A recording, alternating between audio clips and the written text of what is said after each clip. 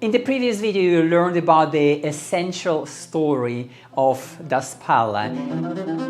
And in this video, we are going to dive a little bit deeper and talk about different sizes of the instrument. Let me remind you, how do we organize all this knowledge so that you as a violinist or violist can position yourself as a trusted professional presenter, expert on violoncello da spalla in your city or in your country or across the world. So we are doing this by using my very special approach known as the SMART, spallist roadmap. Let me remind you, SMART is an acronym. Take it as a handy mnemonic to help you memorize and organize this knowledge so that you never get confused and you can always access exactly the knowledge that you need. So think of it as 5 large folders, and inside each folder there are subfolders. Okay, so SMART is an acronym, and the first step stands for sources. In the previous video we talked about story, and as you can see there are 6 other S's. So in this video we're not going to dive cover all of these S's, but we want to speak about the next one because this is very important. So the next S is size. So what do you need to know about the size? What do I mean by the size? By the size, I mean the size of the instrument, obviously. And here's what you really need to know about the early history of your instrument, violoncello or violin or viola for that matter.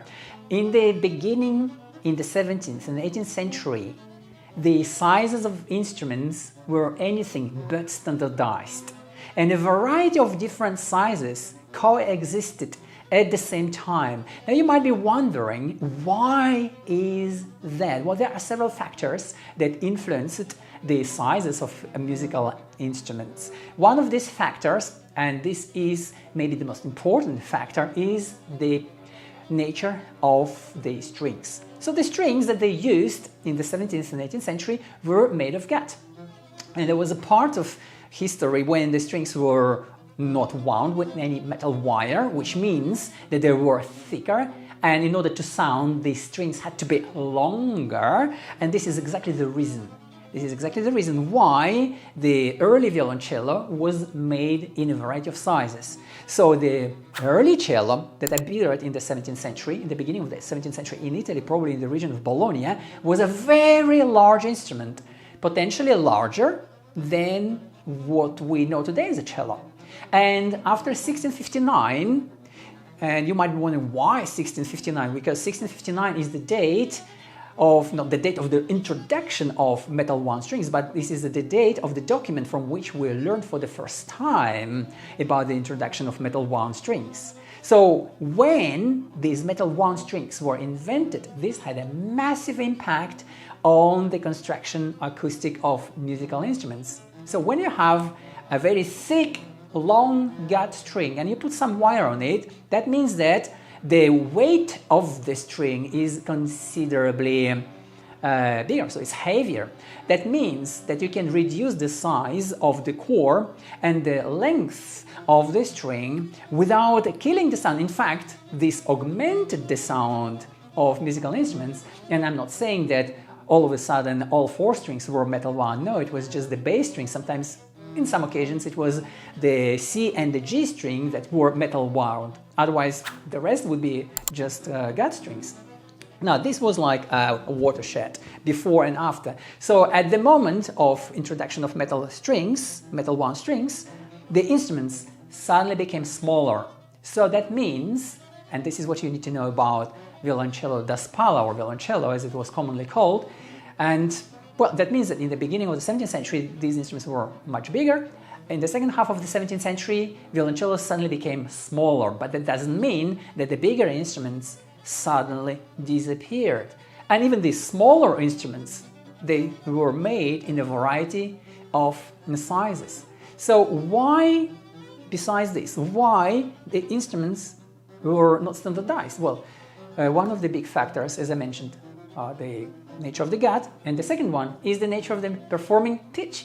And the pitch today is standard all around the world, whether you're in New Zealand or in the United States or in Amsterdam or in Paris or in London or wherever you are. Just more or less always the same. This is 440 Hertz or maybe 442 Hertz for the modern symphony orchestras. Well, early musicians, of course, they all know that you can perform in a variety of pitches, and that is the situation in the 17th, 18th century. The pitch, the A, that is today just 440 or 442, which is more or less the same thing, could be anything between 382 in Naples and 465 and even higher in Bologna and across the Alps in Germany. And this is the reason why musical instruments were made in a huge number of sizes. So this is what you need to know about the sizes of violoncello when you want to speak about violoncello, perhaps in front of your audience, or maybe when you are invited to teach at a music college or university, or present on a podcast or an interview for radio or television.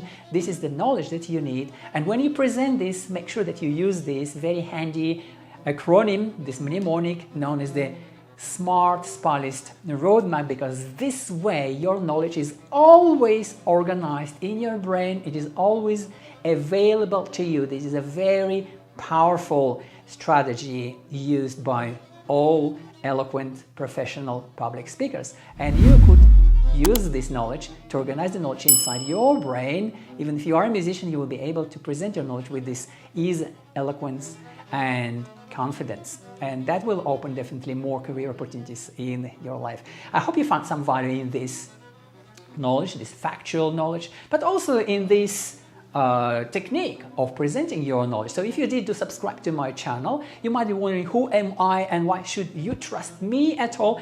I'm Dimitri. I'm the author of the published book on fine violin making, from the old master's legacy to the future of the craft, and I've been specializing in crafting instruments of the violin family for musicians from anywhere in the world in the past 30 plus years, also helping other instrument makers to achieve more success in their lives.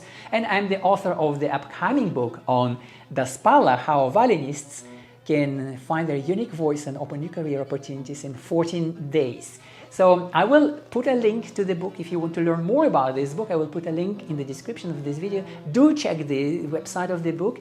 Already on the website alone you will learn a lot, because the entire table of contents is available to you on the website, and there is way more. Now, with that said, if you found some value in this knowledge, do subscribe to my channel. If you have any questions, comment below. I'm here to help.